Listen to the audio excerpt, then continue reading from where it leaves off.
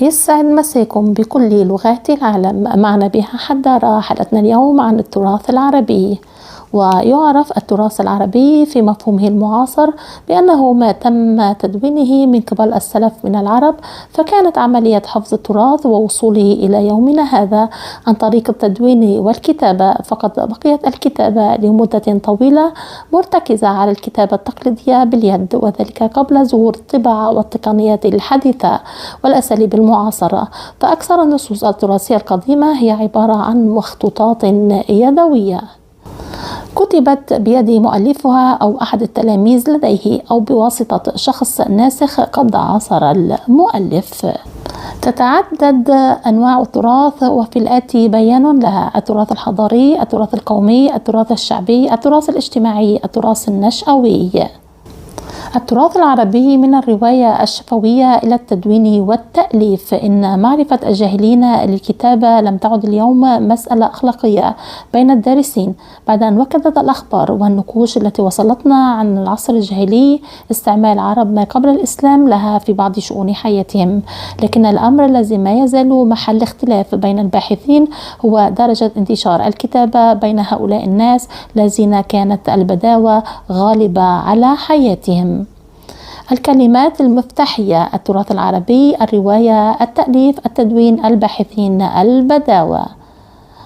مقالات مماثلة: وسيلة حفظ الشعر الجاهلي في مرحلة إنشاده بين الرواية الشفوية والتدوين.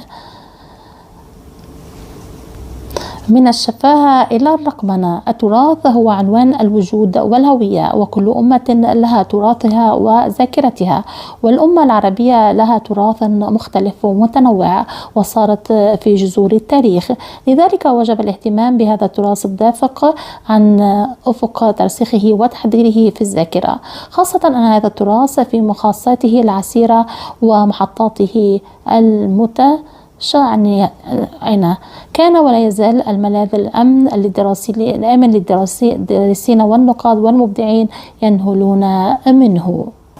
طبعا من خلال كبسة زر الآن عبر الإلكترونيات نجد أن أصبح معرفة التاريخ منذ زمن بعيد أصبح أسهل من قبل الباحثين والكتاب والصحفيين الذين ينقلون لك أو لنا الأحداث التاريخية القديمة التي كنا منذ 40-50 سنة تقريبا نلجأ إلى المكتبة وإلى الكتب، إذا لم نحصل عليه نشتريه أو نلجأ إلى أحد الدول العربية للحفظ هذا الكتاب ومعرفة تاريخ أشياء معينة. طبعا نحن في دراستنا نتخصص بشيء معين ولكن لا نعرف كل شيء، ولكن الآن بوضع يدنا على كبسة زر ومعرفة معلومات نجدها عبر الإلكترونيات وعبر جوجل، وناس صادقين ينقلون لنا عبر دراساتهم والناقبين عن الأحداث والتواريخ لنتعرف أكثر عن تاريخ